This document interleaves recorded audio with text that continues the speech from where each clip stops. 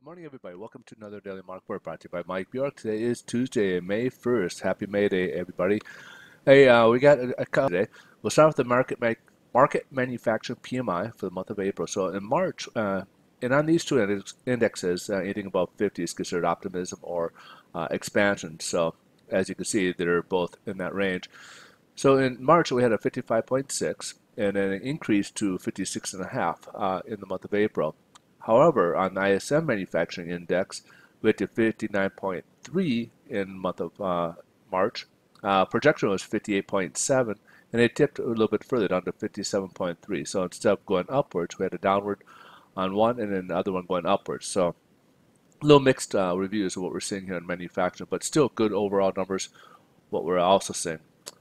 Part of this might be the tariffs that we've had out there, and we'll touch on that here in a little bit. Some news came out on the tariffs today, and we'll touch on that in the headline news here.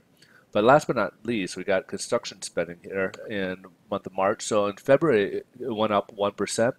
Forecast for March was supposed to be 0.5%, but it dropped 1.7%.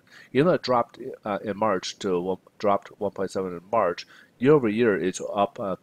Construction spending is up 3.6% year over year. So that's pretty good, though. Even though, again, if we look at the monthly, maybe not so great, but year over year, it's up. So let's head into the headline news we talked about. Stock market's down. Dow right now is way down, even way further more than 200. It's kind of fast approaching the 300 range here, and a lot of it's taking its cues off the the Q1 earnings report. So some earnings reports came out a little disappointing for them, and it's been like 7 and 11 indices were kind of in the negative territory, thus bringing the whole index down.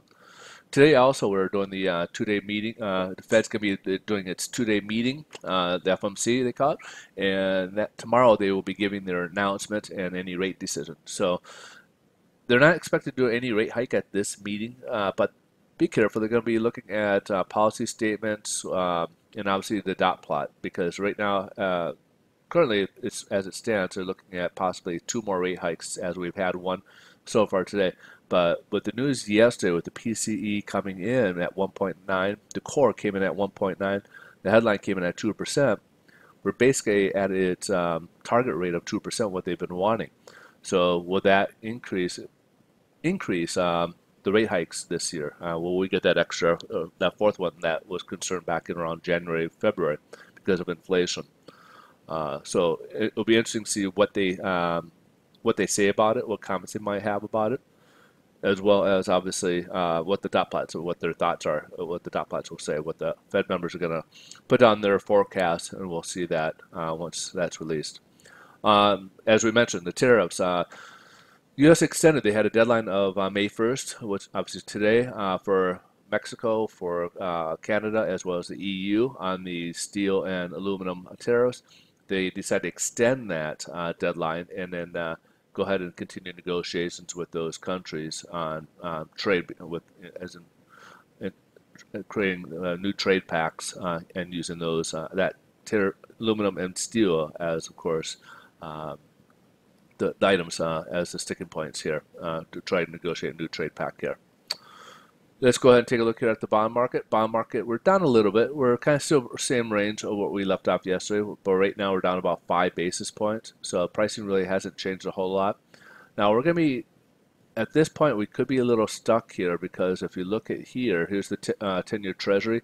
Yesterday we dropped below that. We dropped down to about 2.95, but today, however, we went back above the floor of support.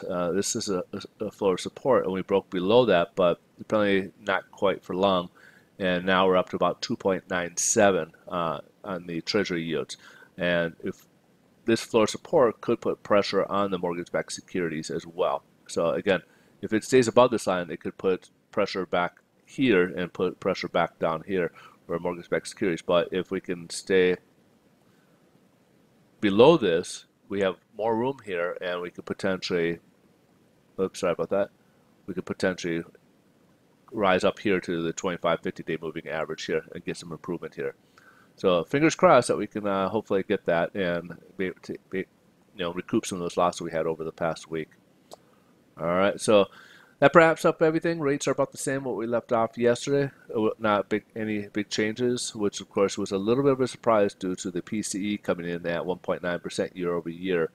Um, the inflation, and that's usually the precursor to bonds hating inflation. So any inflation talk, typically bonds will tank. So again, let's see how this plays out here.